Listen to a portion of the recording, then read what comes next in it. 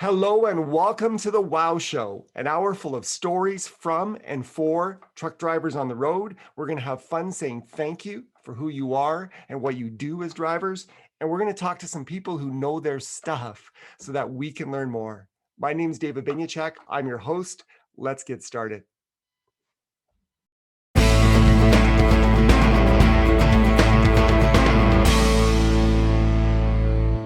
Good morning and welcome to the Wow Show. This is David Binyacek, your host. I hope the sun is shining where you're at today and on your soul today. And when the sun shines, it's time to grow. And growth is a definite opportunity given the interview that we're going to hear today and the individual that I had the honor and privilege of sitting down and chatting about leadership with. He was the CEO of Trout River Industries. He's currently president of Mitchell Industries. He proclaims himself to be a business professional, which I totally agree with, that enjoys business development, sales, marketing strategy, but most of all, mentoring people and watching them succeed. This man is an innovator. He's a leader. He has a track record of success. And as he's taken an attitude of helping others, he's becoming global in nature with his success and his influence, all from the little town of Summerside, PEI, on a small little island in a small little town. Darrin Mitchell has global reach. And as we talk about leadership today, you're going to think that it's targeted at corporate leadership, and much of it is. Much of our discussion is designed for leaders and organizations. But I'm going to break the interview up for you. And after each segment of what we talk about, I'm going to reflect on, if you don't hold the business card of corporate leader, it doesn't mean you shouldn't listen. And it doesn't mean you don't have an opportunity to grow, because the lessons for corporate leadership are parallel to the lessons for personal leadership. And I've identified in my mind what those are. So if you've got the dial on the Wow Show on this Monday morning, you're in the right place. Pay attention, stay tuned. Here we go. My conversation with President of Mitchell Industries, Mr. Darrin Mitchell. I took a screen print of the forecast for the coming week, and it kind of reminds me of people's temperaments during this COVID season, because, you get this glimpse of like summer and you're all into it. And then, hibernation hits again. And then you get this glimpse of we're going to have 13, 15 degrees tomorrow and Wednesday. And then it goes back to snowing and +1. And so you're hibernated again. And so this roller coaster of, and then breathe and retract. And I would say, in lieu of our discussion today, David, that is a huge challenge that's posed to leadership today, that you're, as a human, like, you're still humans. You're in a leadership position, but you're still a human being. And people always want to see you as the person who has the answer, the person who's going to tell them step by step exactly what's going to happen tomorrow. And you don't know. And you're not allowed, in a leadership position, you're not allowed to go, oh, I don't know, I'm frustrated. You have to be honest with people. You have to be clear with people. But in a leadership position, it's just a very delicate balance that, A, you're being honest with people, but B, you're not letting this onslaught of negativity get to you. And that's a very challenging place for leaders to be, because they're feeling it, because they're human. Their staff are feeling it because they're human. And it's been grinding on us for over a year. And I equate it to, you look at even military expeditions, is that, it's a lot of the sergeants and generals would say they don't want wars drawn out because it creates attrition within the morale of the troops. And there's no safe place to go from COVID today. It's not like you can say, oh, we're just going to move to BC, or we're just going to move to Arizona, and that's a good spot for us to be. You can't. It's worldwide. So I think it just is a grind that one you need to be aware of in a leadership position, that you're human and it's been wearing on you for over a year now. So what I love about what you just said is, I mean, it's one of the things that I appreciate about you is I think you strike that balance with your people and the way that you communicate. It's kind of ironic because right now, as we speak, the WOW show is airing. It's Monday between 10 and noon on Eastern, and today's segment is I brought in 4 people from transport, so 2 employees from Sharp Transportation, 2 from Day and Ross, 1 from the Maritimes, Dallas out in Heartland, New Brunswick. And we talked about could questions be the answer? And it's a book written by a good psychologist friend of mine, Dr. Randy Johnson. And so get your thoughts on this. Like, how, you're right. You don't have the answer, but how do you positively engage a group with questions that, avoid the negativity and get them focused on what's possible? Exactly. And if you have managers within your organization, you have to be mindful of them as well, keeping their mind space in check. Because if their mind space isn't kept in check, then it's again adding that negativity to the group. And I don't think people are doing it on purpose. I just think with lack of design, you end up in that space. So the leadership needs to be incredibly mindful of that, but again, also appreciating that the leaders are human. So Yes. just striking that balance of, okay, I'm in it and I need to rise above this somehow because this is going to help my team also be in a better spot. I don't know about you, but I can certainly relate to that discussion and the point that Darrin brought up about this pressure on leaders to have the answers, to be in a good mood, to show courage, to put on a brave face. And I think that's a dilemma not only for corporate leaders, but for a leader in any relationship, whether you're the leader of your family and times aren't easy right now, and you've got to put on a brave face for your kids who are hoping to do certain things, and maybe the finances may or may not be there for those things to do, or you're just a leader in a relationship and someone's really going through a tough time, and you have this want to pull up the bootstraps and be that rock for that other person. It's not easy, but to Darrin's point, and I don't think you used the word, but your attitude determines your altitude in every single circumstance. And so before we get back to this interview with Darrin, I just want to give my quick take on attitude. Attitude is simply our inner thoughts seeping through our skin. And where do our inner thoughts come from? Well, they come from the environment that we place ourselves in. The environment that we place ourselves in. Maintaining a good attitude is tough for some people, but I think they mistakenly think that it is solely a personal responsibility. Attitude is a personal responsibility, and there are ways that it is not a personal responsibility. It is our personal responsibility in that we choose it every single day. We choose it in every single circumstance. But it is not our personal responsibility because it's largely driven by our environment. So when we surround ourselves, our inputs equal our outputs.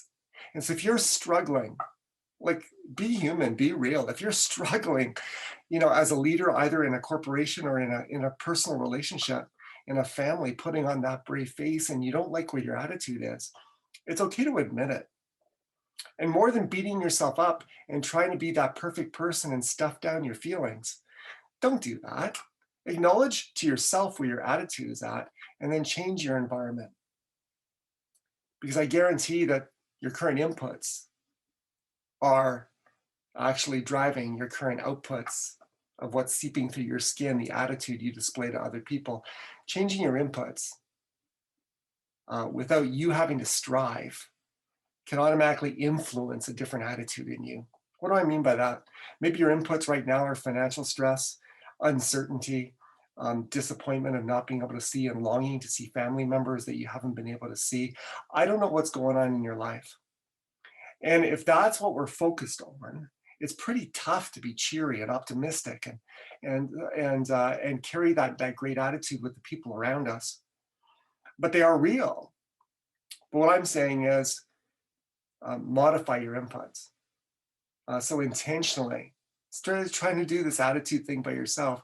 Intentionally surround yourself with people that stretch your point of view, that lets you see more than you're currently seeing, that may offer you naturally a different perspective because they're an idea person.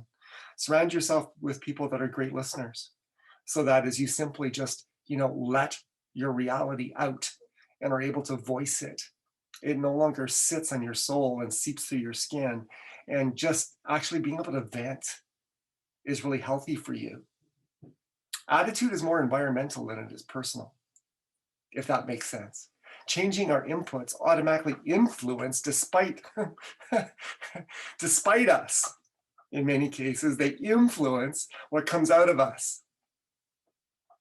So I don't know where you're at as we go back to the discussion with Darrin, because there's a lot of great stuff coming up.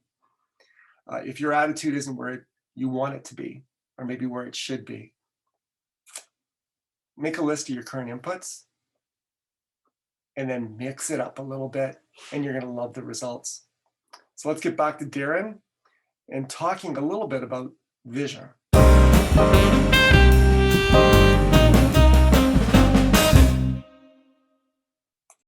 So,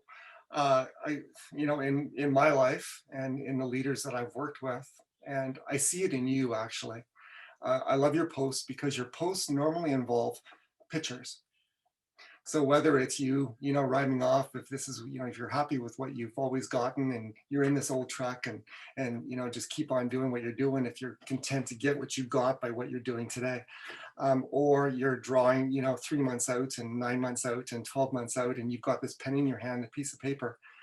I'd love your thoughts on one of the keys to keeping your head above water and your attitude above water as a leader is being actually able to see something better and see something different. And I think it's one of your strengths that leaders can draw from.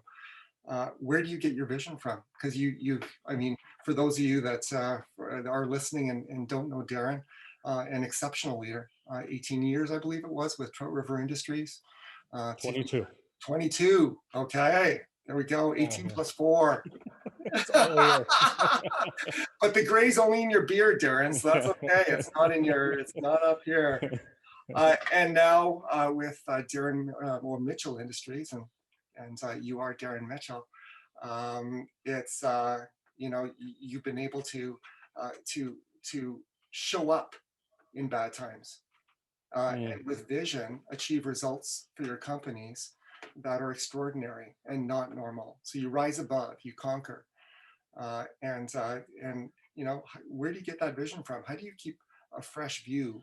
Because leadership can be lonely at the top, and if you're isolated, isolation can block out vision because it's all up to what you see.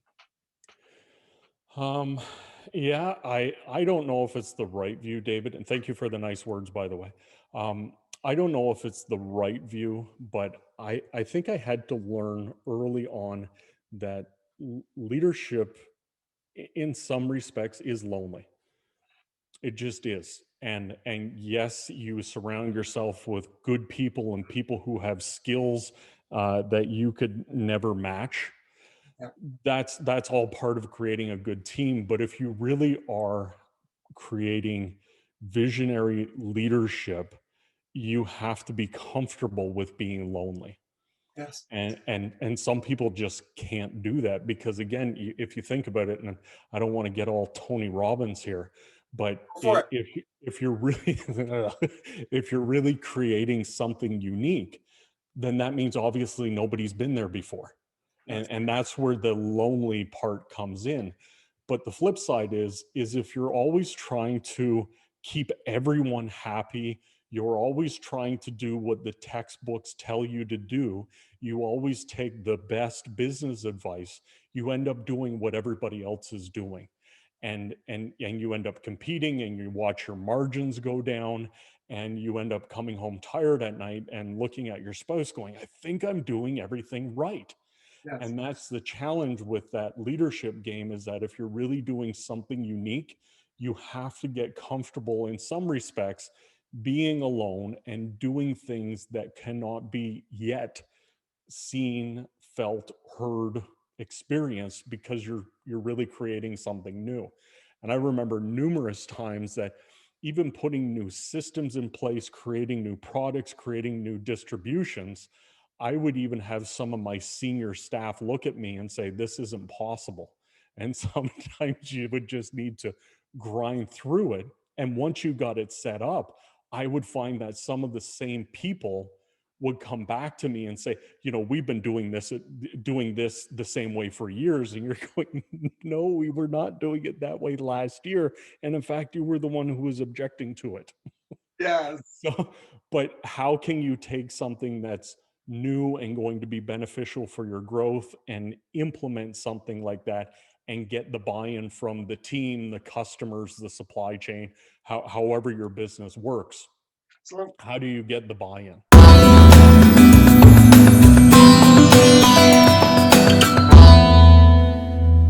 I like being real. And I appreciate that about Darrin. Darrin talked about it being lonely when you're a leader. From the perspective, more so directly in our conversation around being a corporate innovator, fostering change, seeing something different. That's a lonely space. And he's absolutely correct. You have to be comfortable being lonely. And I think the environment you put yourself in will have a large portion, more than any personal discipline or strength you can muster, in helping you not only survive, but thrive in an environment where there is no someone who's paved the road ahead of you. It is new space. It can seem like a lonely space. But I to our listeners that maybe aren't in Darrin's space of being a corporate leader, this applies to our lives. And it applies on a personal level. Did you know that rarely do children in North America vastly surpass the economic status of their parents? Normally, there's been gradual increases, and I think there's data that says this will be the first generation that actually takes a step back in a small way, but a step backward. But rarely do children vastly surpass the economic status of their kids, and it's the perfect tie-in. Darrin talked about, you go home and you talk to your spouse about, I'm following the textbook, and I don't know what's going wrong. I'm not happy. I'm not seeing the results that I want to see. The textbook, there's a textbook for business, but then there's a textbook for your life, and it's what I call your uncommon sense. Your experiences up to this point, whether it be with your family, whether it be in your culture, whether it be in your faith, whether it be in your education, your work, your pains, your triumphs, they have been your textbook to teach you how to act today. And if you want to do something different, it requires breaking some glass ceilings, going to some places where maybe your family's never been, the people that you're around have never been. And it's going to be a lonely place. And that's okay. Can I encourage you? All of our textbooks on our personal lives mean, it comes from, the family environment that we come from. And for most of us, there are a lot of great things about those environments, but none of those environments are perfect. And so while it is challenging to be lonely, not impossible, but lonely as Darrin described, here's your opportunity. Some of you are going to be the first person to break the chain of negative dependency in your family. Some of you are going to be the first people to break the chain of anger in your family. Some of you are going to be the first people to break the chain of abuse in your family. It's not easy. It's a road maybe no one in your direct environment has taken before. It's going to be lonely, but it's worth it. So let's continue our conversation with Darrin and just explore more about success and leadership, both on a corporate level and on a personal level in our lives.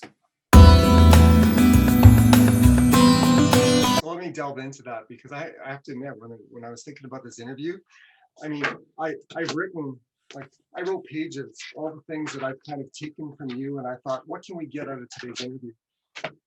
And then it came to me, it's like, well, if I just get what I expected, i.e. my notes, then I'm selling myself and my listeners short, because life has this way of blessing us past our expectations if we're just open to it.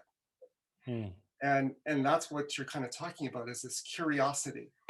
And so I think you'd agree there is value. There is value in, getting the data from what people are doing today and taking what learning you can from that. But I agree with you. I love that thought. It's like you have to be okay, venturing into the unknown. What does the first step look like? Because it's easy to say and it's harder to do. And that's one of your unique qualities and one of your strengths that you bring to the table, in terms of how you mentor others and just your example. What's the first step in doing that for you? Hmm. I think you already hit the nail on the head, David. Is that you've identified that when you watch the little videos that I do every week, I always put myself in a different environment.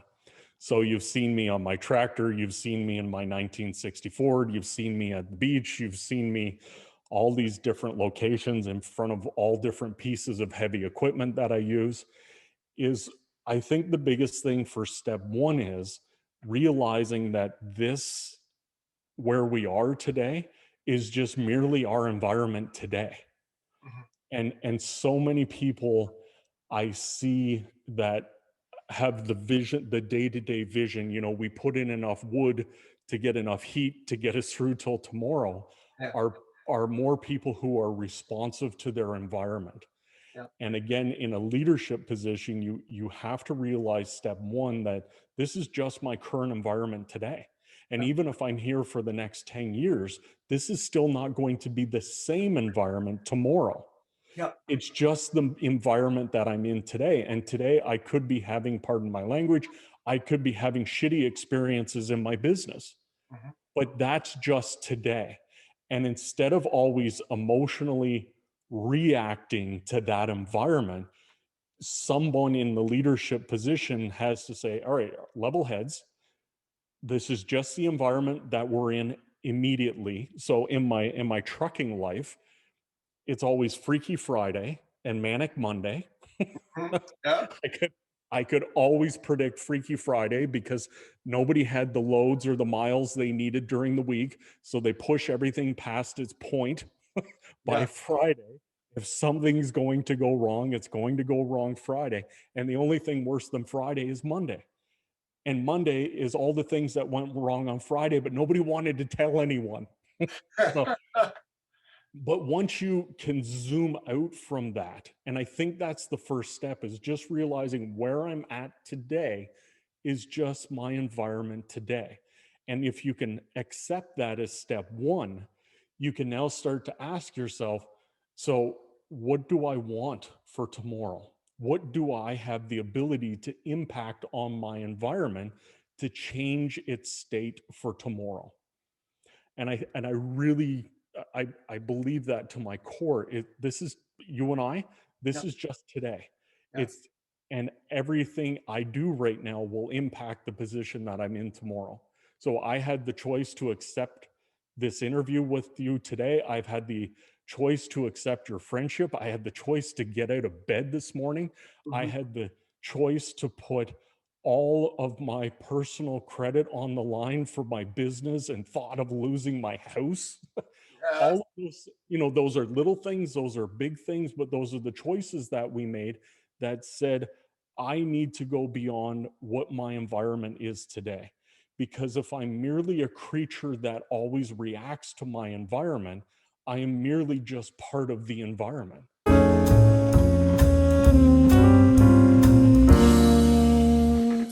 Man, I love hanging with this dude.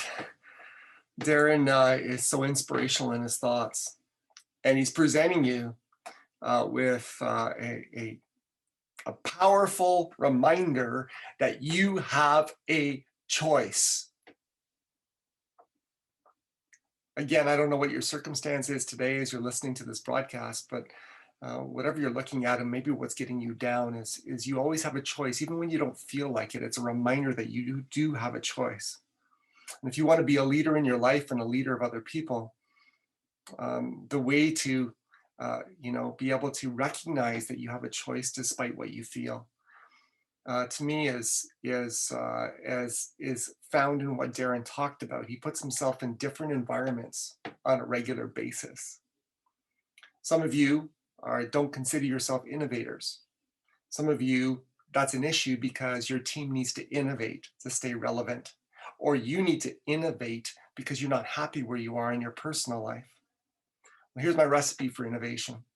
Innovation is simply, again, it's not personal striving, because then you're just going to feel like you failed. And there is personal responsibility, but it's this choice. It's the choice to intentionally expose yourself to new things, new ideas, new people on a regular basis. They will change you. And as you intentionally expose yourself and put yourself in environments where you're exposed to new people, new ideas, new things, those inputs that we talked about, what you see will become greater because you will benefit from their eyesight. And your life will get more fun. And in those days where, as Darrin said, today is a shitty day, that experience will kick in and remind you that tomorrow is going to be better and let you start to see it. And if you can see it, you can believe it. And if you can believe it, you can achieve it. It sets you down an awesome road. So let's get back to more great discussion with Darrin Mitchell of Mitchell Industries.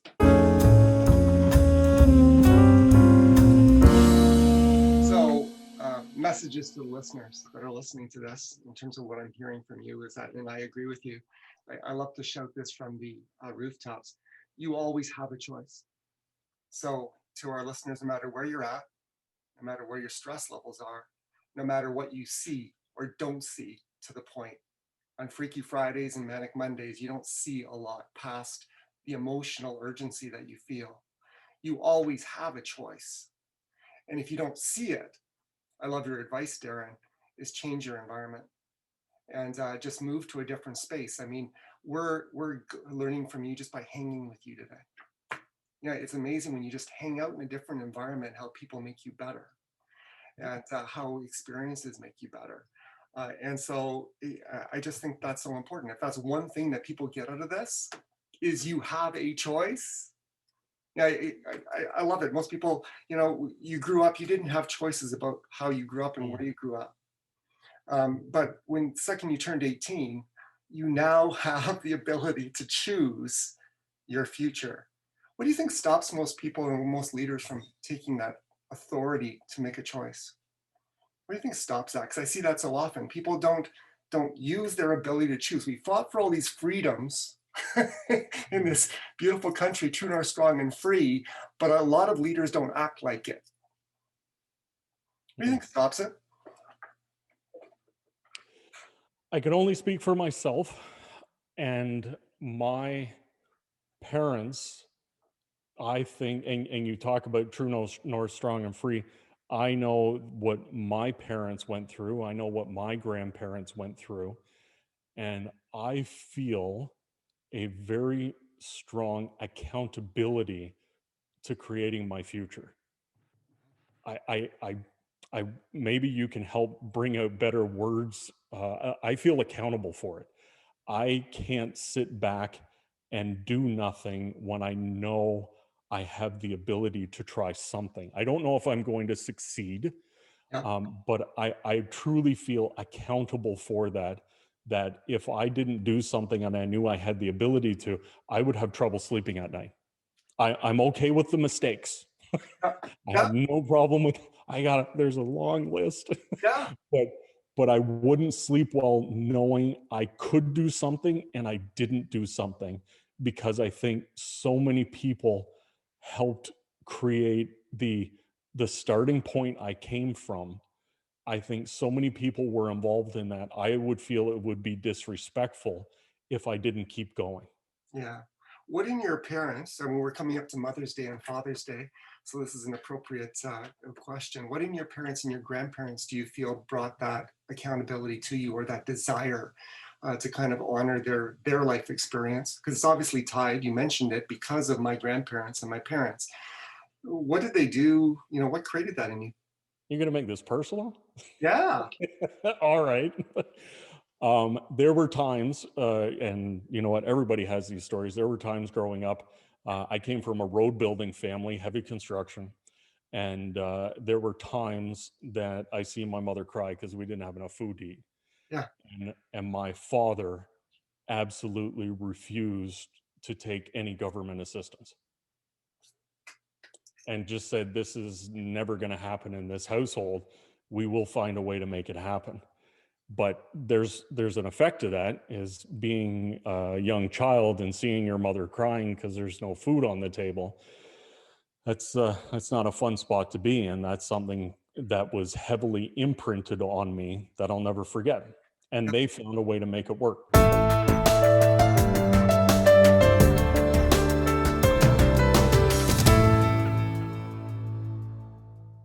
So Darrin talks about feeling accountable to past generations and their experience based on, seeing his mom cry when there wasn't enough food to eat. And that being a driver for his motivation, for his ethic, for his values today. I think that's true for all of us. We all have drivers in our life. And as a listener, I'd encourage you to reflect on what yours is. So Darrin identified that as a driver in his life. I've had a previous guest who is, very disciplined and very driven. And that driven comes from coming out of a situation that was very unhealthy as a child and very traumatic as a child. I think we choose what we do with our past. We can't change our past, but we choose what we do with it. And I think healthy drivers, no matter what your past is when we choose to either build on what was good or redeem what wasn't. Build on what was good or redeem what wasn't. I reflect on that personally. For me, it's, my drivers is my life has never been predictable. I mean, you're supposed to have your mom till you're, married, have, your kids are grown up, gone to college, and then, eventually grandma pass away. But my mom passed away when I was 7. My first wife passed away when she was 30. I've dealt with a lot of sudden changes in my life. And I think I've said in a previous program, I don't wish that on anyone, but I wouldn't change it because my life is full. I wouldn't trade you. But it's developed in me a driver to love chaos. So when I'm at a conference and I'm about to speak and the projector breaks down and the lights go out and whatever, or the books don't arrive or whatever, I don't sweat the small stuff. And I actually revel in the opportunity to just be, I be an impact anyways. What are your drivers? That's my question to you. What are your drivers in your life? And have you chosen to either build on the good or redeem the negative? Or have those drivers, led you to a place of hopelessness where you feel like you can't change anything? And if you're the latter, you're not alone. But this is a reminder, as per one of the previous segments with Darrin, you do have a choice. And if today is the day when you start taking that choice, I'm excited for you. So let's continue on. Some more great stuff with Darrin Mitchell, Mitchell Industries. Can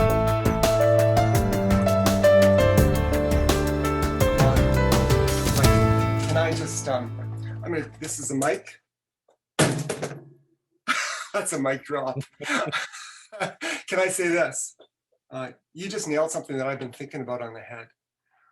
I think as parents and as leaders, sometimes we don't feel like we have anything to give, in situations of uncertainty.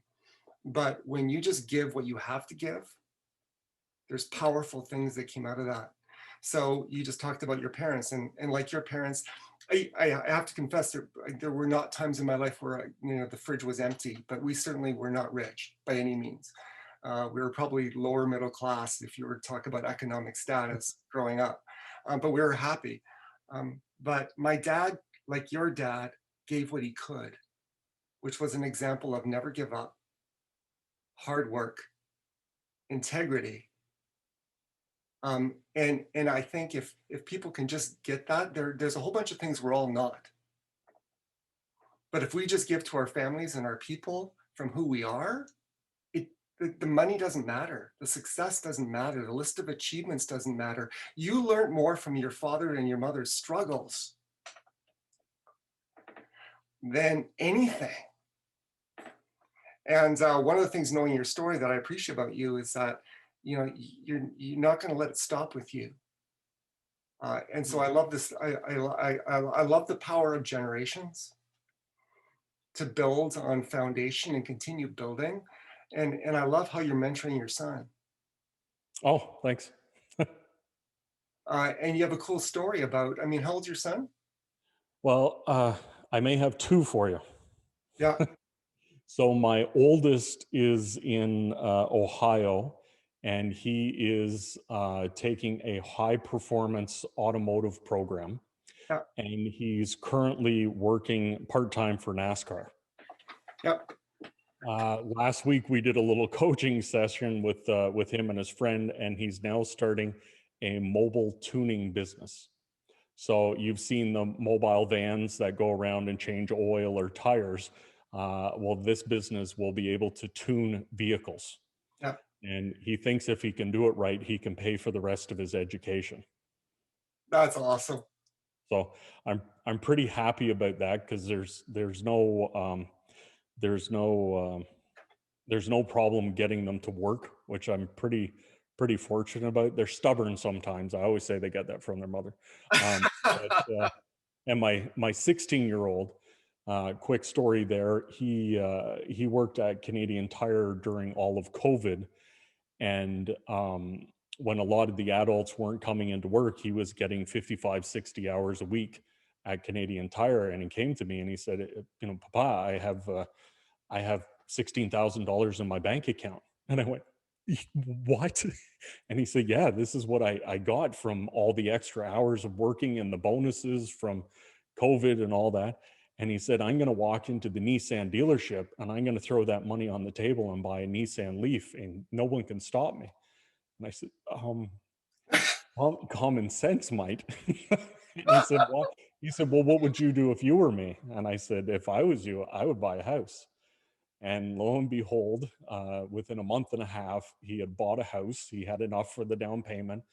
He had bought a very small, need of renovation house, not too far from where we live. So he and I we went through the real estate agent together. We went through the lawyer, the accountant, the banker. We went through everyone step by step together.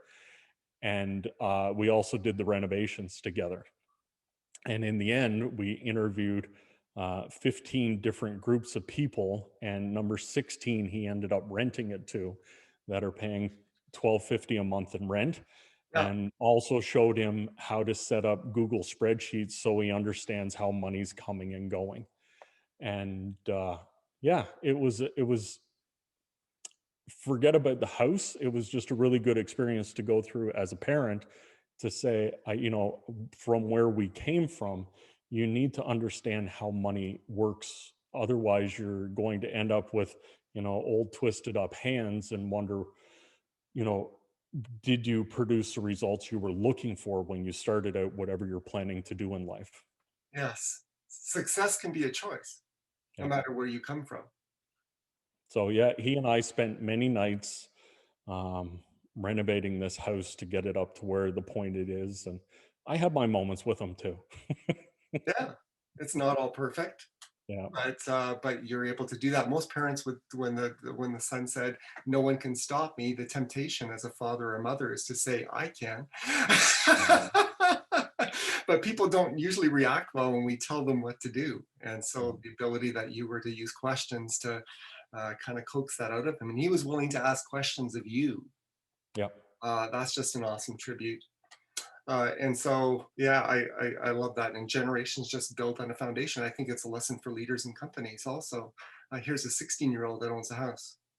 Yeah, and it's interesting because I went to my local city to check on a utility bill recently, and she said, "How's your son getting along?" And I said, "I'm sorry." And she said, "Well, everybody talks about you. You're the only father who is the youngest homeowner in Summerside." And I went, so I said, "Hopefully, it works out well."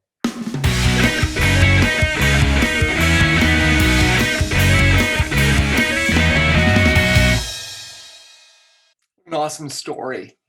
And the power of just, well, in companies, you'd call it legacy planning.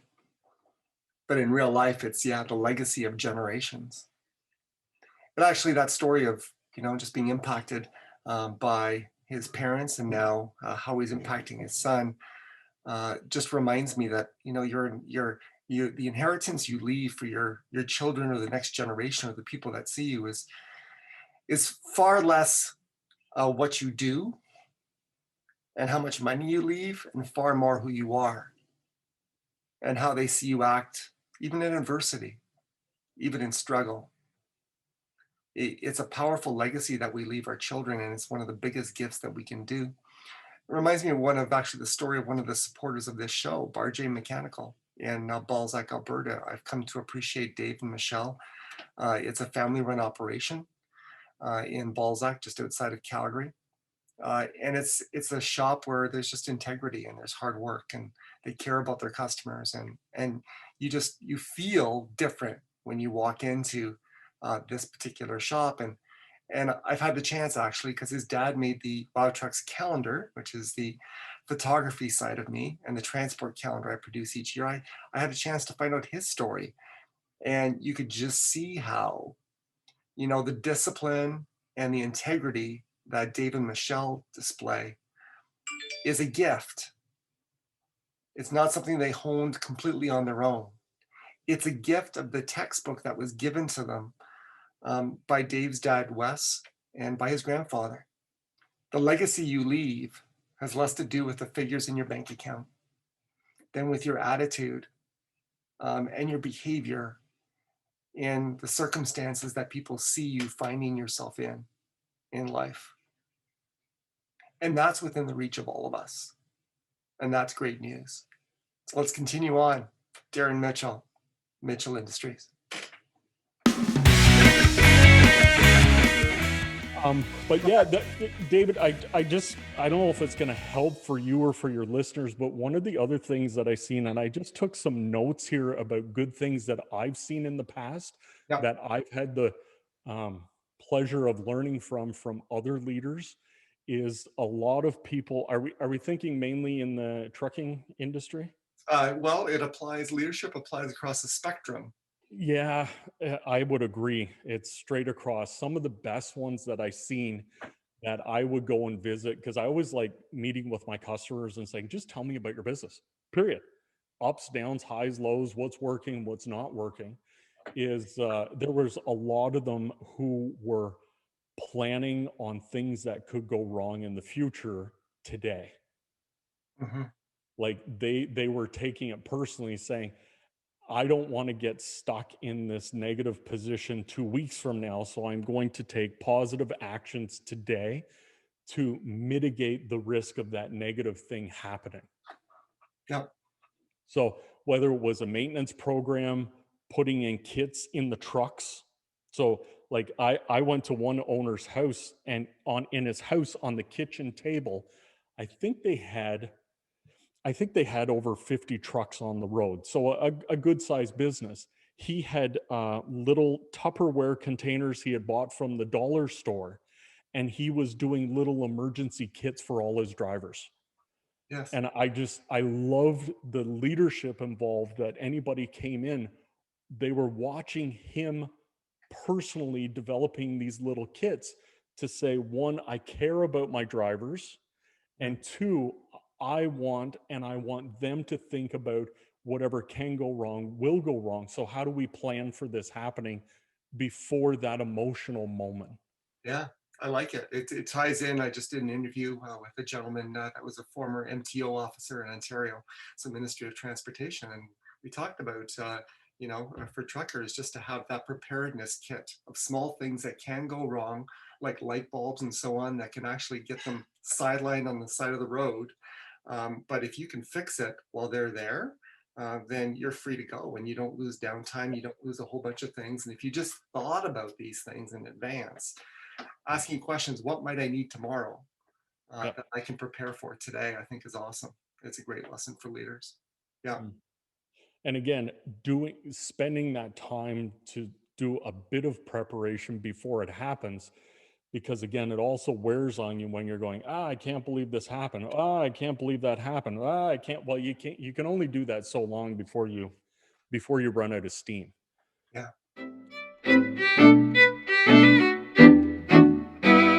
Can you talk to me about showing up as a leader? I was watching one of your clips and you were talking about, I believe you were in the Middle East and you went to tell a client that they weren't going to get something until November. And and obviously the synopsis is, without knowing the situation, you were delivering bad news, Yep. but you felt it important to be there face to face, obviously prior to COVID, but face to face to deliver that news. And I agree. I in this season especially, leaders have a choice. We can take shelter, or we can show up. And I think showing up is so powerful. Can you talk to that a little bit? I mean, you obviously demonstrate it. Where have you Mm. seen it? Benefits of it? Yeah, if you don't want to show up, don't take the mantle as leader. Period. Yeah. That there's a trade-off when you get into that leadership realm, that you're not allowed to, as we started off in the beginning, you're not allowed to complain, you're not allowed to always be reacting. You've actually accepted a role that you're in charge of someone else's future as well. And again, I always found myself accountable for that, not just for them, but for me as well. I remember when COVID started in my factory, what I would do is twice a week I would stand in front of 100 and some employees. We would break them into groups of 20 to 30. So I would have to repeat myself, and I would have to speak very loudly because everyone was arm lengths apart. Hmm. And it's tough because you're trying to maintain a calm demeanor, and you're going, hey everybody, and you're I you're know. like, wait, I'm trying to be calm but I'm yelling at the same time. And I would meet with them twice a week, and I would say, I want you to know what I know, and what I know is, here's what the data is telling us, and what I also know is that we're world class, we kick ass in everything we do, and we're going to get through this. Yes. And and at the end of the week I would have the exact same meeting, and I would say, here's what I know, I got the updates just like you got the updates on the television, and you guys are awesome, we're all part of a team, and we produce a world class product day in and day out. And I did that for probably about um, I would say almost 4 months.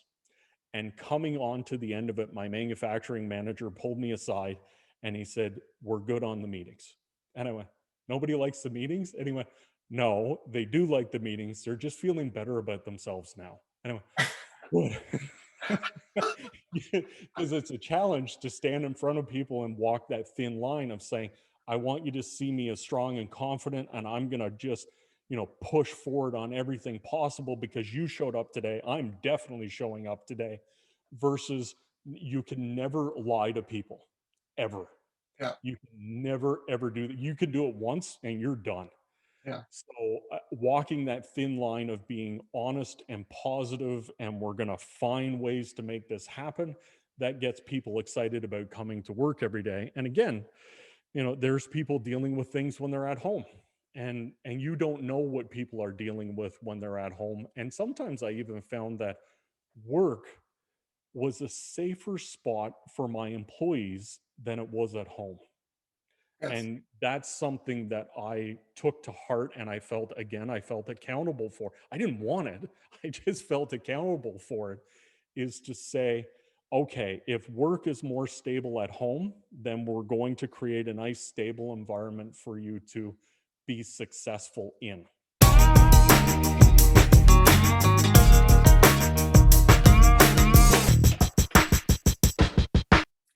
So Darrin talks about showing up and the importance of showing up. And I think there's a definite corporate value to that. There's also personal value to that. I remember the game show hosted by Canadian Howie Mandel, Deal or No Deal. And it always hasn't been an easy lesson, but I've learned these lessons in life that, you should always, always, always, always, always deal with stuff. So no matter who you are as a listener to this program, we're all in the same boat.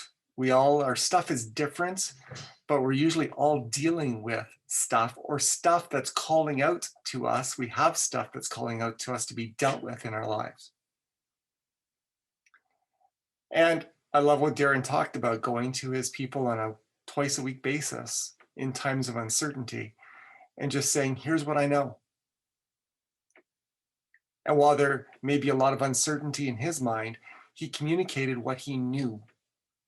And it had a very calming, a very empowering effect on his team. When I draw the personal application to that, for many listeners, you can relate in the financial realm, especially for many families in Canada during this time of COVID, where finances are tight and, for the debts that you have, you're worried about not being able to meet them. The emotional reaction for many is to go silent and to avoid and to run from the calls or the institutions that they owe money to. My experience is when I needed favor from the bank is that there's a lot of power in just phoning up, saying, here I am, can we talk? And I don't know a whole lot. I don't have a lot of certainty in my life right now, but here's what I do know. And I just called to tell you that. When we just show up in situations, it's amazing how my experience in that arena with financial institutions and others that approach, number one, reduced a lot of stress out of me because it's stressful running and avoiding. That's a heavy weight to carry on your shoulders.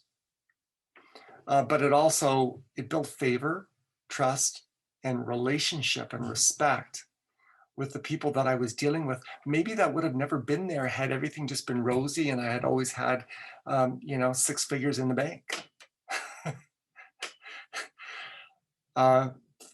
There is value in struggle if we redeem it by building relationships during that time. So whether you're a corporate leader, can you follow Darrin's advice and just show up and tell your people what you do know on a regular basis and be there for them? And on the personal side, if you're going through struggles and you're currently avoiding or running, can you do an about face and face what you're struggling and show up? You may not have the perfect answer, or you may not have the capacity to resolve it in the way that you feel that it's expected to be resolved. But confront your partner in that area, whether it's an institution or a person, and say, here's what I know. And I'm just here. I'm here. Let's talk about it. Let's continue on with an awesome discussion. Darrin Mitchell, Mitchell Industries. Here we go.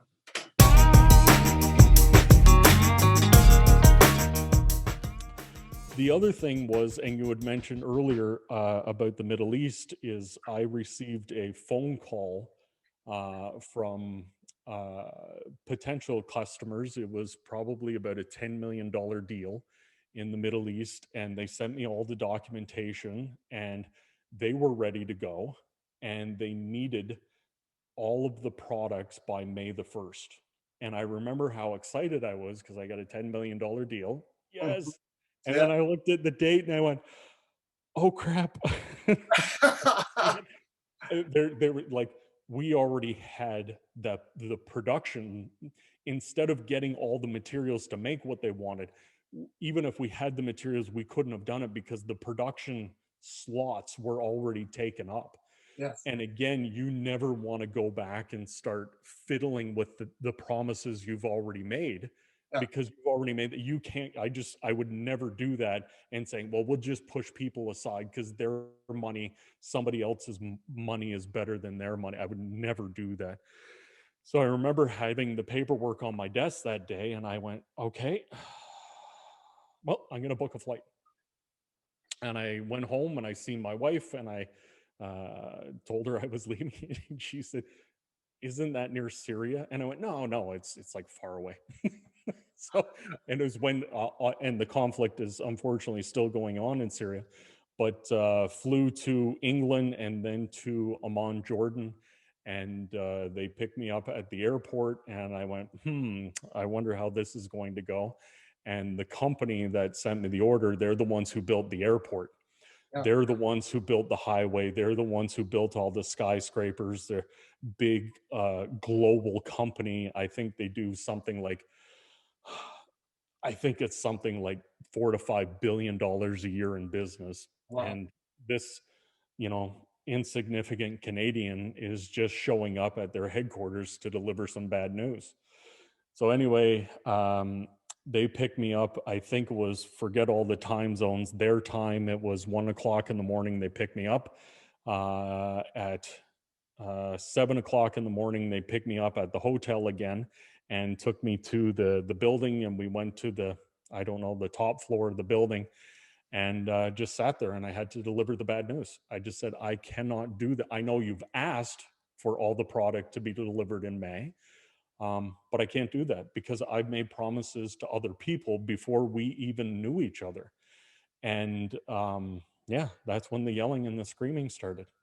And I remember sitting there, trying to smile politely and watch it all happen. And when it died down a bit, I said, listen, again, I'm the kind of person that I want you to know, good, bad, ugly, I'm still your partner sitting at the table today. And I want you to know this is what I'm dealing with. But the good news for you guys is the flip side, that if I tell you you're going to have all of your product by this date, you better be sure that it's the same person who also made you that commitment. Yeah. And in the end, they just looked at me and they said, well, if you're that kind of person, then you have a deal. We'll delay part of our project to make sure that everything lines up and fits. And it did. And then I literally, at 9 o'clock that night, I got back on an airplane and flew home. And I think for the next week, all I could see was the headrest. Every time I closed my eyes, I could only see the headrest of the seat in front of me on the airplane. So, but again and again, uh, probably have just dozens and dozens of stories like that. I don't think I'm any more innovative or sales oriented than any other person on the face of the planet. That's just how I want to be treated, period. And again, if you think about it, whether you're spending $5 with someone, or in my case, it was $150,000, you want to make sure you're sitting with someone who's going to solve your problems, not become one. Oh, I love it. And all those opportunities are unleashed by showing up and having the courage to show up. It kind of reminds me of an 80s song. I know that we're partners in fans of 80s, and it's Keep On Moving by Soul to Soul. And the lyrics are, keep on moving, don't stop. Like the hands of time, click, clock, find your own way to stay. The time will come one day. Why do people choose to live their lives this way? No! And so your ability to show up creates opportunities.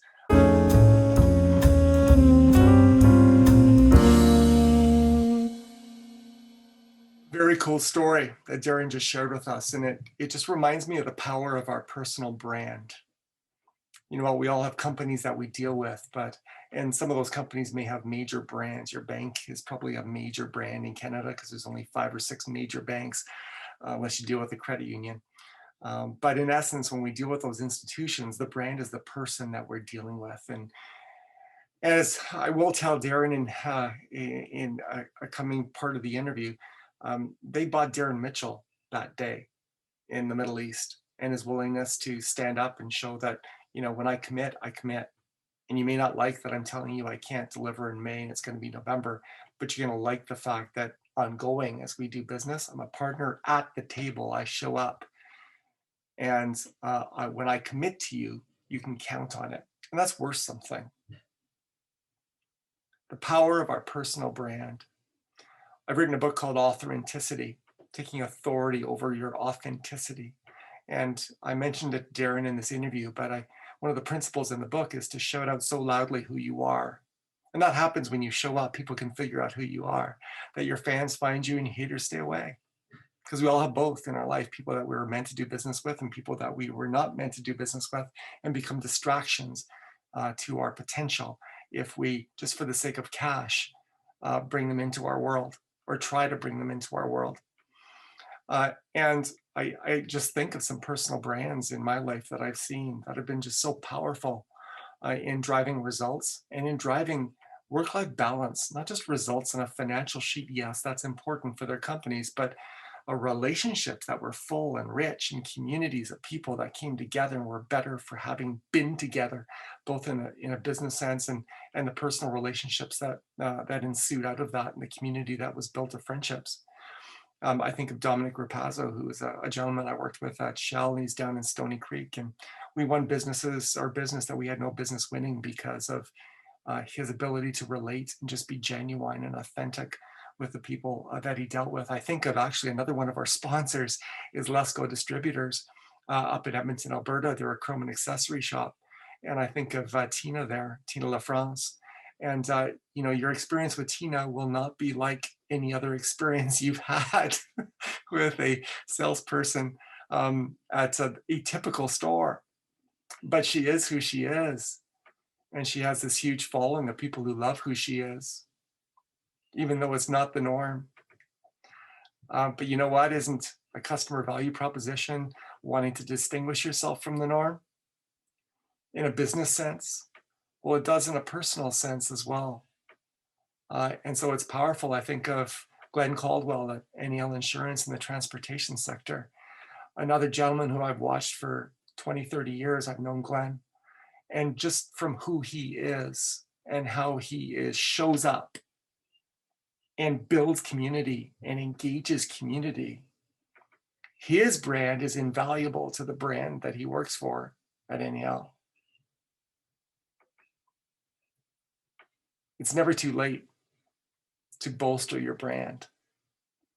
And it just means that we show up and that we commit and that we're at the table with the people and situations in our lives.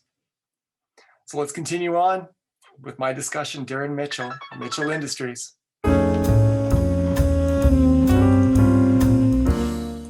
So let's talk about something boring, quote unquote.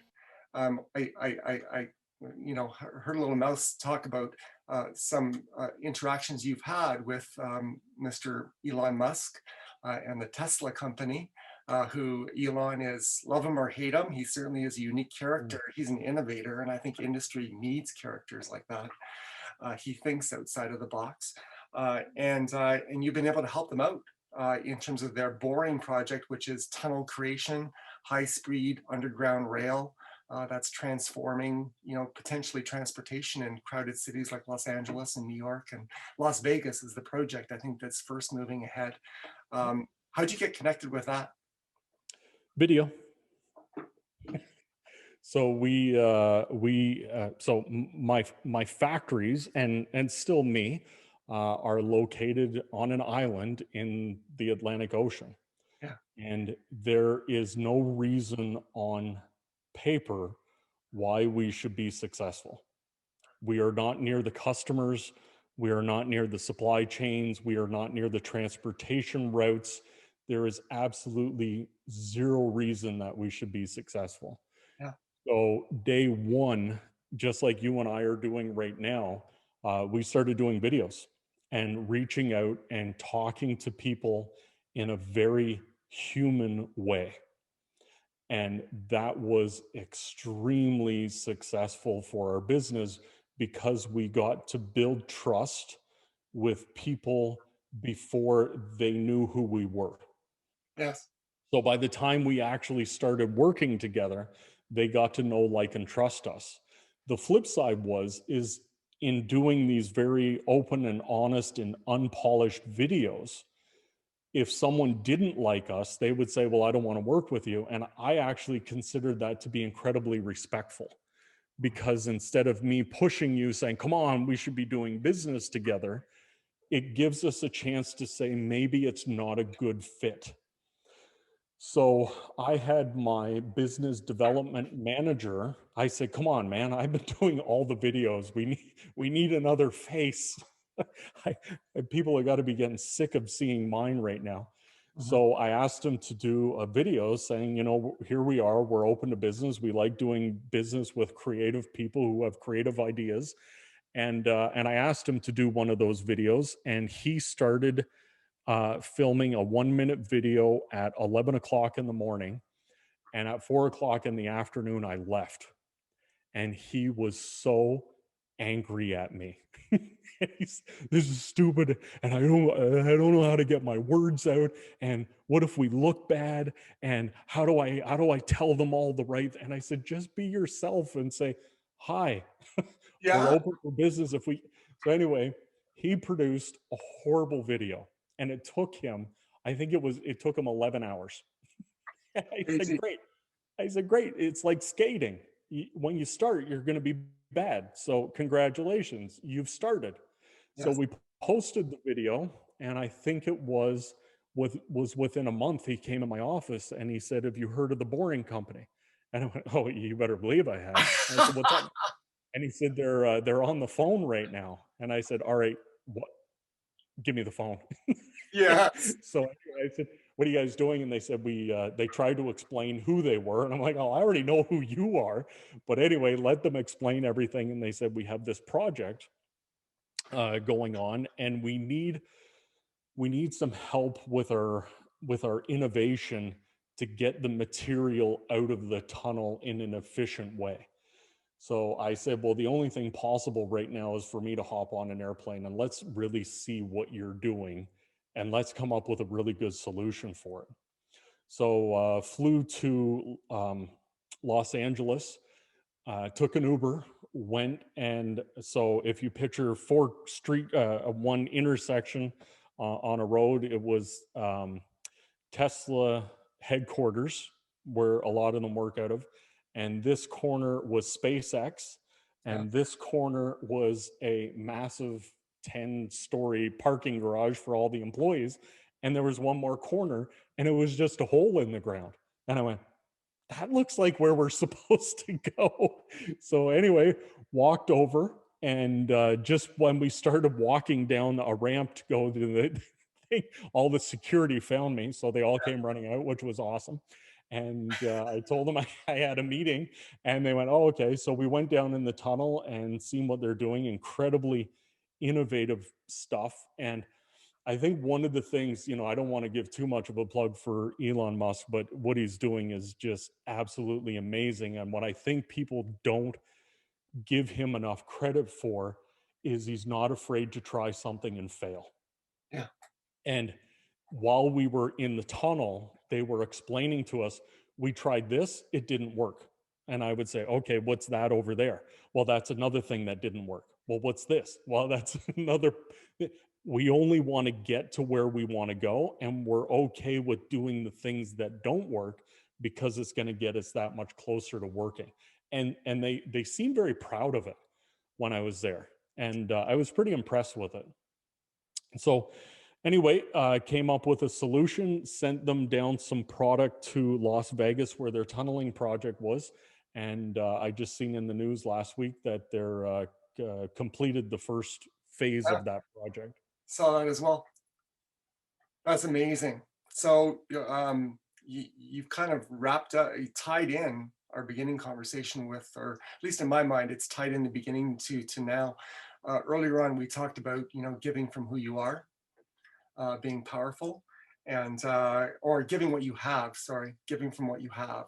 So as leaders, what do you have? What can you give? Draw from that place, and then now you're talking about the importance of giving from who you are. And I've said this so often, and even in my book, Authenticity, it's like shout out so loudly from the rooftop who you are so your fans find you and your haters stay away. Mm. Uh, And it's respectful. yeah, yeah. And the beautiful thing about shouting out from who you are is that delivering on your promise becomes easy because it's natural to you. And I can't tell you how many times in my manufacturing life I would go, no problem, we'll make it happen. And then I would go, oh, now I got to find a way to make it happen. And we did every single time. But innovation is natural to you. It has to be that. And innovation comes from, I really think it comes from a natural curiosity. And it's not necessarily coming from a point of how do I get to you and how do I sell you something. Really, what I care about is what makes you tick, what are your challenges, and what are the opportunities that you do not yet see that I may be able to help you with. Yeah. And for me, that's exciting. Yes. And honestly, it's one of the things that I like, the fact that I can go around the world in a day with Zoom and video conferencing. I love that because I like sleeping in my own bed. I've slept on many airport floors, so my bed is awesome. But the thing that the virtual world has taken away from me is I love meeting with someone and saying, "What's that over in the corner?" And who just walked by? And what are you working on? At like, you have to work very hard to keep a three-dimensional relationship in a two-dimensional world that we currently live in. You just have to work harder at it.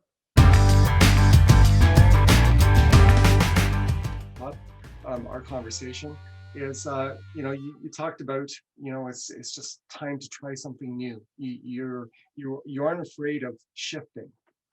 So you shifted from Trout River to now Mitchell Industries. And there are a lot of people that are listening. The truth is, we all get stuck in a rut. And just recognizing the time to shift, when it's a good time to shift, and take those next steps, I think is important. And so, if you were to offer some advice about to people that are listening around, whether you're a leader or you're a personal leader of a family, when is a good time to look at doing something new and getting out of the rut? How would you answer that? I would say so. I'm going to answer that two ways to make sure I'm giving as much as I can. My opportunity to sell my business, and I'll share this with everyone. I had a much larger company come along and say, "We love what you're doing. We want to bring this part, your company, and into part of our company, and we have our own ways of doing things and our own systems. And if you want out, you're out." And I went, I actually think it's time. I've been doing this for 24 years. I feel inside me that I'm very proud of my accomplishments, and maybe it is time for something else. So it felt right. The other thing that's happened to me in the past is before I was doing that, I was selling industrial real estate in Ontario, and I was extremely successful in my first 14 months. And a group of people at the time who were much older and wiser than me said, "You've done such a good job. Collect your paycheck for the next year." And I put out my hand and I said, "Awesome. Thank you very much. Thank you very much. Thank you very much. Thank you." And they said, "We're good." And I went, "No, I'm saying goodbye." And I knew that time had come. And for me, in a leadership position, when it starts to become uh, repetitive, the wheels are in motion, it's collecting a paycheck, it's now time for something different. Yes. And because I always need to be in a position where I'm creating and problem solving, and that's who I am. Some people need stability. Some people need a pat on the back. Some people need, we all need different things. For me, what makes me happiest is progress. Yep. I know that at a very deep genetic level. I don't mind adversity. I don't mind risk. What I absolutely am addicted to is progress. Yeah. And even if it's snail pace or lightning speed, as long as it's moving forward, I'm happy. So the question I'm going to put out to our listeners is, what makes you happiest? And I think, sometimes when you ask that question, people go, "Oh, well, I really don't know." In the moment, honestly, it's okay if they don't have an answer. What I like to do, and I want your comment on it, is tell them to look at data from their past. And so start, go back, and if you were keeping a journal, what are the moments that you didn't need to hit the alarm clock 10 times in the morning, the snooze button, to get up and go to work? What were you doing? When were you proudest? When were you most exhilarated? What were you doing? And looking for the confirmations of those things. And then, likewise, one of the times where you were having to hit the snooze button, where you were always in a dread mode, where you were always tired, where you were always all these, and there can be medical conditions for those things, but in general, what were you doing? And as you look for confirmations, I think, that's the best way to figure out what's my authenticity. So you're absolutely right. A lot of our listeners, creativity isn't their thing. Stability is their thing. And they have choices to move further into that they can make. Whereas you had choices to move to your authenticity, which is being creative and innovative and a leader and being out there. Um, that's my take on finding your authenticity. Would you add anything to that? If people are asking the question, who am I? What questions would you ask yourself, or how would you go about it? David, I got to say, you do an excellent job of getting into our heads. you, keep in mind, I'm looking at pictures of you right now, and you got a Kenworth, and what Yeah. else do you have up there? An No, International, Peterbilt, a Mac. Anyway, you got them all up there. Congratulations. Look at our world. We're rough and gruff and unpolished, and you're doing such a good job of getting into our heads, causing us to ask why we do what we do. yeah, And you do it in a way that, again, is authentic and genuine. And I just wanted to say thanks for that, because all too often, we're just meant to hit things and push through and shut up and get through it. So you're doing a really good job of bubbling that to the surface, because I think once you can get to those base level things of why we do what we do, yeah, you can really put the trajectory for your life on the path that you want it to be, versus I'm doing what I'm doing because this is what I'm doing. yeah. The choice to take control of your own life instead of circumstances controlling you is a choice, and it takes courage. And so, my career in oil and gas, the Shell retail stations, a lot of people see the pumps that fuel your car, and they pump and pump and pump, and they always seem to be there, but nobody sees the 40,000 liter tank underground that's fueling the pump. And so, last question: where do you get your courage from to step forward? I mean, everyone, I think you've given some common sense advice. There will be people that have the courage, now that they have the knowledge, to go ahead and do those things, and there will be people that fear will stop them in their tracks. Mm. What's that reservoir for you? Where do you get the courage to do what you do? Uh, for me, it's what happens if I don't. Okay. I always ask myself that question. And I do not want to be on my deathbed someday saying coulda, woulda, shoulda. And like I said, I have a long list of things that maybe I should have a do over. But I will not be on my deathbed, whether it's 20 years from now or 2 days from now, saying, I wish I had of. Yeah, yeah, definitely.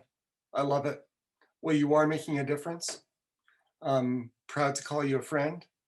Super proud you're Canadian. Love watching your success on the world stage, Oh, thank you. and just hanging with you today in this conversation. I think will give people the opportunity to take a different trajectory in their lives where they're stuck in a rut. Mm. And so I appreciate your wisdom.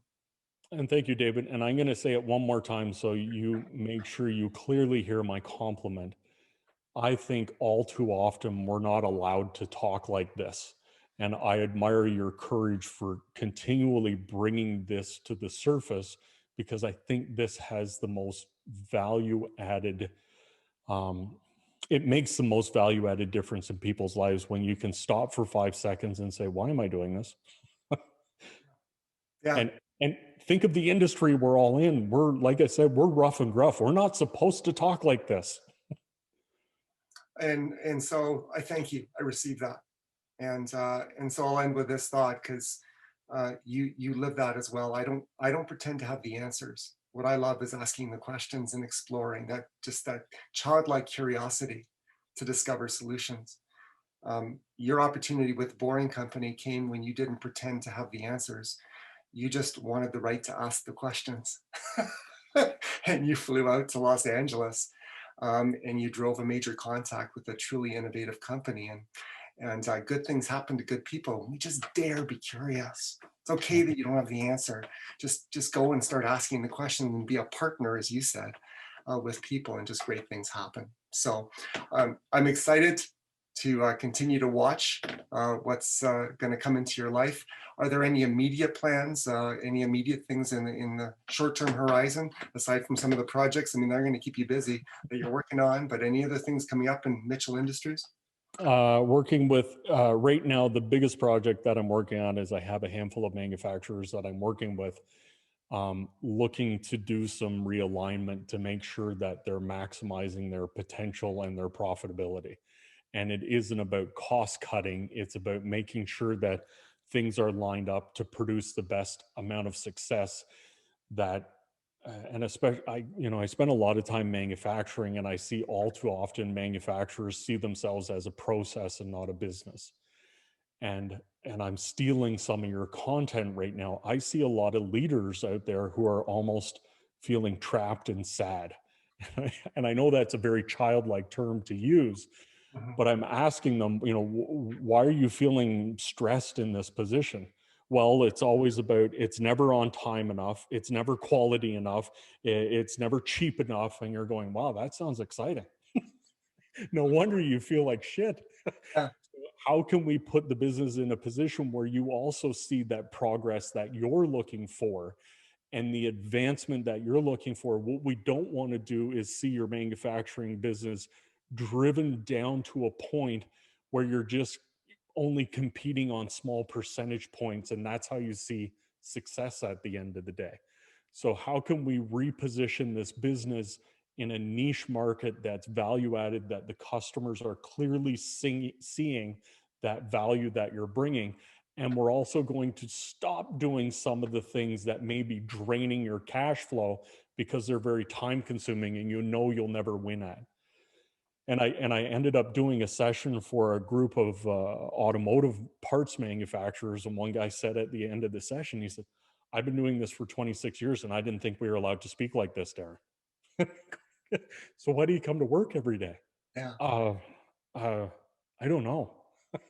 And I feel, and this is where I'm excited to talk to you, is I can feel that weight from them going, I almost feel trapped sometimes that I have to show up every day and go through this. And I try and get them excited about just taking steps towards tweaking the business so they can feel excited about the results they're producing and the future that they're building in the business. yeah, And using some of the tricks that I've learned over the years to help position the business that way. And again, you're getting my heart. I can feel my heart pounding right now. I love creating that sense of optimism within the business instead of, it feels like it's a race to the bottom some days, Darrin. yeah. And as you're speaking, I just see you in, the Middle East. I see you at that company, and it's a reminder to leaders that to get relationship takes you out of the commodity business. On that particular day, yes, they're going to do business with Mitchell Industries, but they bought Darrin Mitchell. They bought someone who showed up and dared show integrity and ask questions and want to be a partner, and was willing to be yelled at, Hmm. and endure the screaming and not react to it. Yep. It's And as simple and as hard as that. and if you have to ask yourself, are you built for it? And if you are, then you will endure those challenging times because you're excited about the opportunity it produces. And for me, I didn't mind going through those times, because instead of, like I said, instead of being, this is our environment and this is who we are and this is what we do, I knew if I took those chances, Yeah. it would produce more opportunities. Yeah. And that, for me, I couldn't pass up for a second. You just answered without even directly answering the question. Mic drop. The thing around the courage, you just wrapped it in my head, is that to have the courage to move forward, to make these choices, what we do need to deal with is just having certainty. And so it's staring the uncertainty of the situation in the face, the fear of what we're going to fail at and what it could result at, and actually confronting it and saying, what's the worst thing that could happen?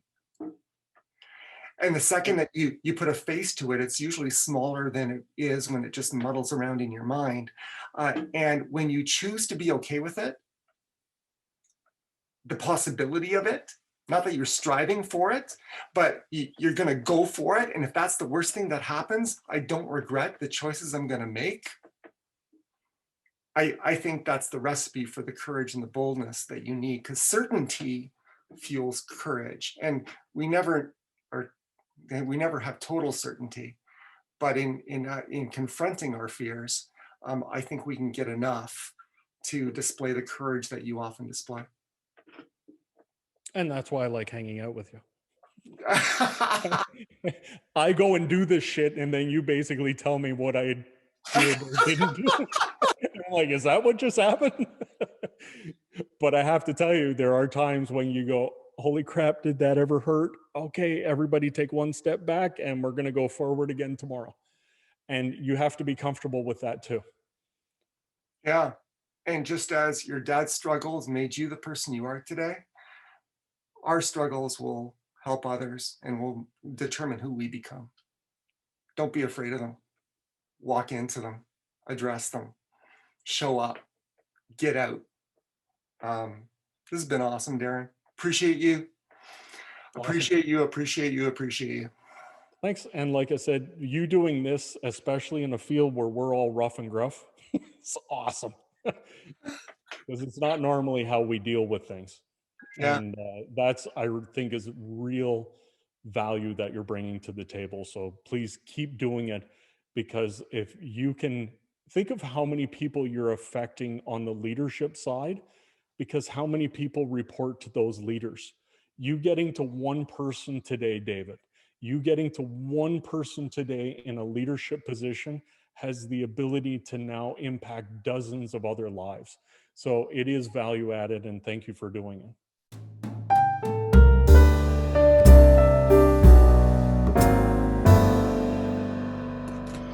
Wow. That was amazing. I don't know about you, but if we were in a grocery store together and we had our carts, I could not, if the things in the cart represented takeaways from this discussion with Darrin and ideas that he brought forward and just suggestions that he made and points that he made, if those were items, I could not go through the express lane. I have way more than 15 items in my cart. And so thank you, Darrin Mitchell. And can I encourage each of our listeners, if you've kind of got the same sort of pumped as I did over this conversation, and you've got a lot of things in your cart, here's my encouragement. Pick the one or two top things that got you excited and actually do them. In my life, and I think it's true for most people, when we try to do 15 things that we're excited about, we end up doing 0. And then the opportunity passes us by. So pick one or two things and focus on actually choosing to do them, saying, what the heck, I'm not afraid of failure. I may fail. It doesn't matter if I fail. Here's the worst case scenario. I'm okay with it. Let's go. And I also want to talk about, as we wrap up this particular segment, a characteristic of Darrin, as I reflect on the interview, that is so rare. Matter of fact, I've only seen this level of it in one other person. He's a pastor friend of mine. His name is Len Zodeman, here in Calgary. And when you talk to Darrin's actually present with you. What do I mean by that? Well, of course, when you're talking to someone, they're present with you, but he's present with you both physically and mentally. And that is so rare. I mean, most people today, when you talk to them, yes, they're nodding and they're going, but by their body language and their eyes and a whole bunch of other indicators, that while, it's not intentional disrespect to you, they've got so much going on that they're trying to get the bare minimum they can to not make a fool of themselves in the conversation with you, and to be able to do what you're asking them to do, but they're already like 20 steps ahead of you. It's like the politician that shakes your hand on the campaign trail while his face is already staring the other person that's next in line. And that doesn't feel good. With Darrin, he's with you. I'm going to post the replay of this interview and this show on the Wow Trucks YouTube channel. So if you looked on my LinkedIn posts, you'll catch a link to that within 24 hours of this playing. If you loved it and you want to share it with someone, please do. There's just a lot of good stuff that you pay a lot of money to go hear if you bought a ticket to go see Darrin speak. And so you can take that away. And so my final thought on this interview is, how do people get to that space? Because I have to admit, I can be that, but I don't think I'm as consistently that as I perceive Darrin to be, and I know my friend Len to be. And I want to be that. I want to be present for people, that if I'm going to give you a minute, that phrase, do you have a minute? We all say yes, but we really don't. Don't lie. If you don't, say so. If you do, be present. And one of the things that we talked about in the interview, I think, is the key to achieving that. And I'm going to leave all of this for today as it is. And that is certainty.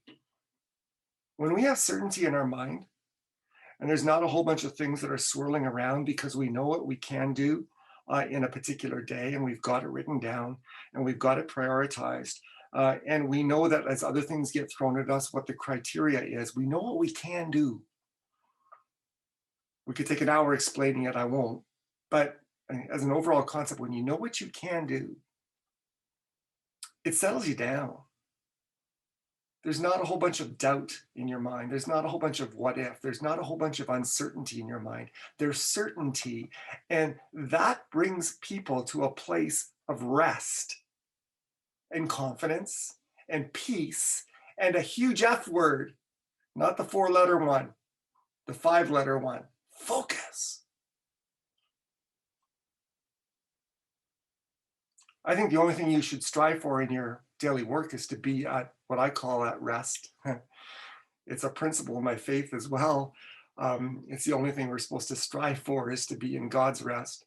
But in the secular sense, this zone of knowing what we can do and just committing to it and choosing it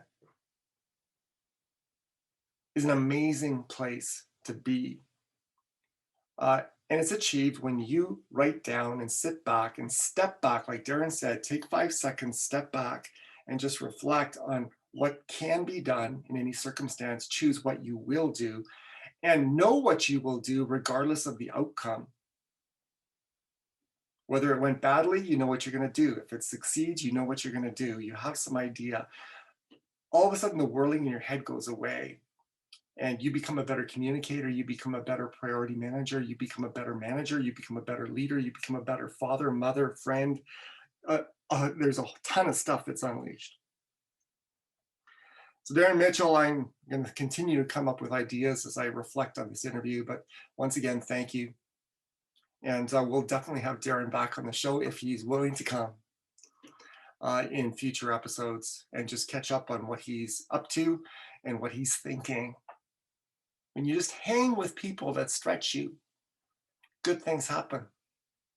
I don't even have to be smart myself. He just stretches me. And just hanging in that environment makes me better. So before we wind down the program, I want to, for today, I want to talk about 3 things and kind of announcements. Number 1, Mike Murchison. You've heard him on the program. He is a owner-operator out of Coaldale, Alberta, with an amazing voice. He just released his 2nd song, Scars.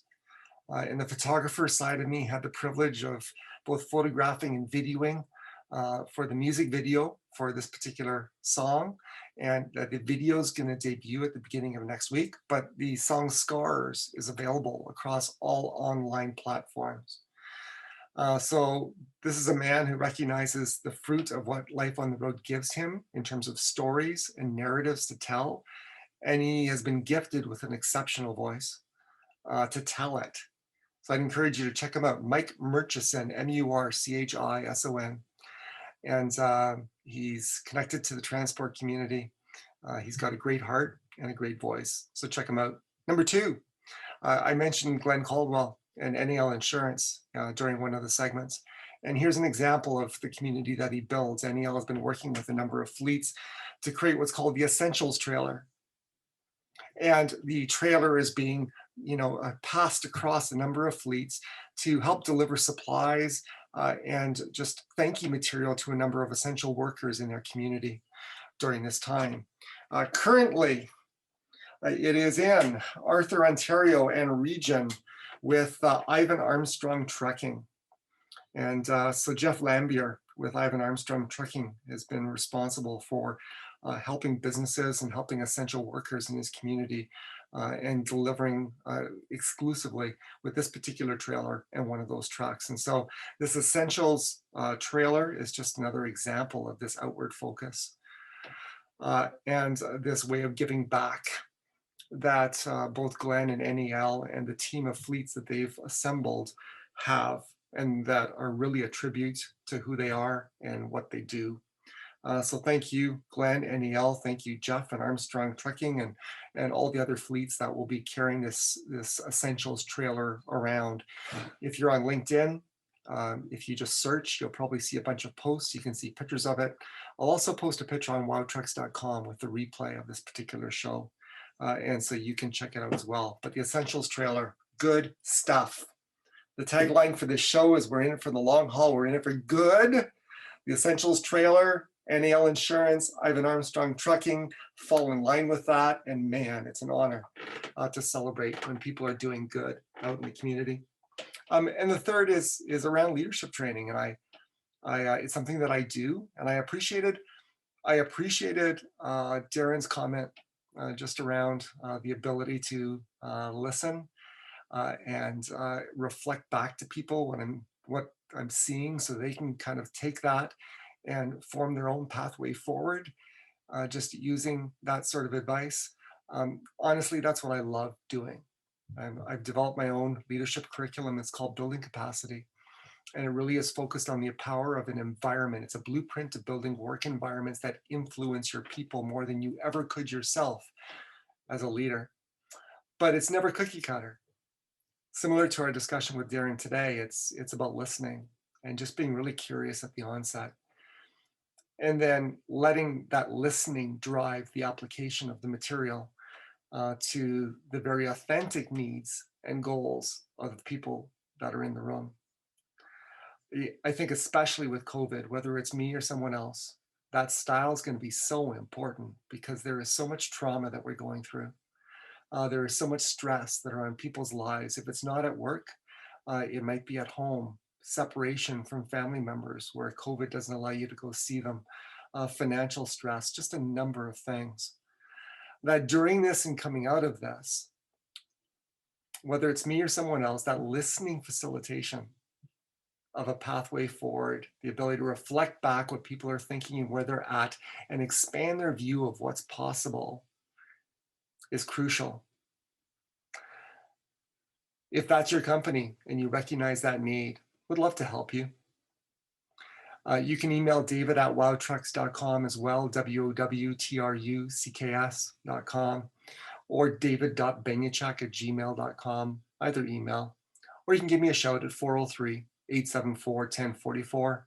Would love to begin with curiosity about who you are and what you're all about, and then move into what does that mean towards helping your team, especially in this time, whether it's through online sessions or as restrictions lift. And I declare that we're going to come out of this season of COVID and get back to somewhat of a resemblance of normal life in live sessions. I'd love to be a part of that. Pumped about today's show. Thank you again, Darrin, for being a part of it. To our listeners, a reminder that you're awesome. Thank you for who you are. Thank you for what you do.